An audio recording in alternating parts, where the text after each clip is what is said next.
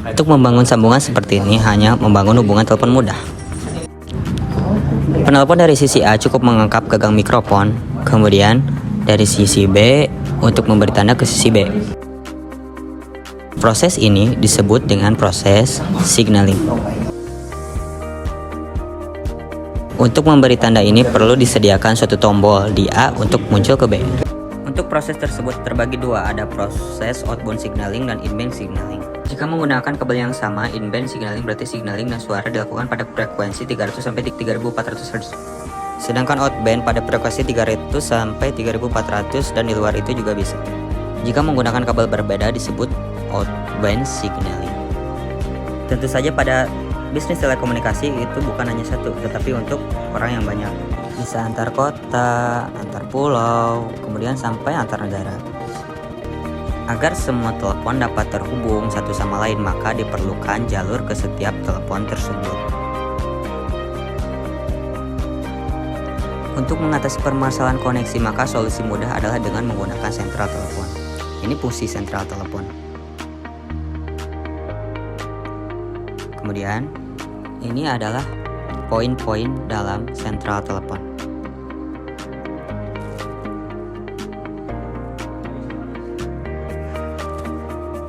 Kemudian,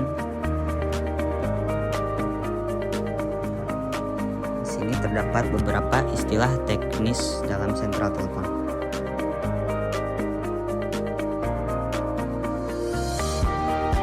Ini beberapa lanjutan dari beberapa istilah teknis dalam sentral telepon.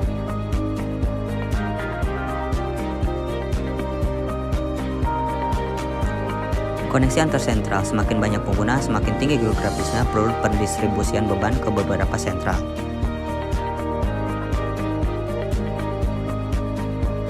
Ini adalah beberapa sebab tentang koneksi antar sentral.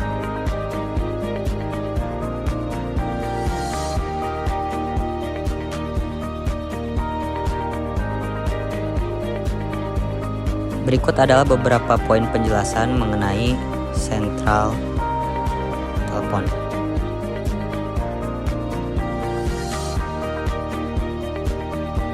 Ini adalah peta ilustrasi wilayah untuk sentral telepon.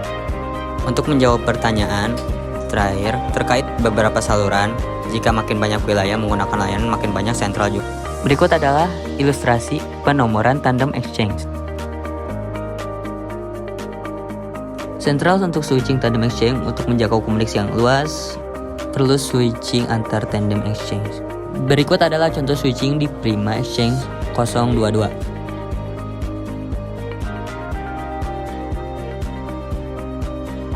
Berikut adalah kode area, disebut sebagai kode area.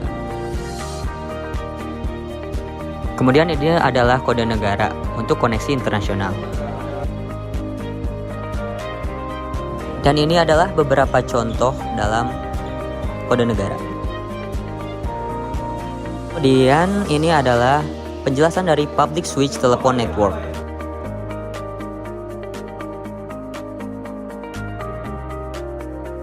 Dan ini adalah penjelasan dari PBX.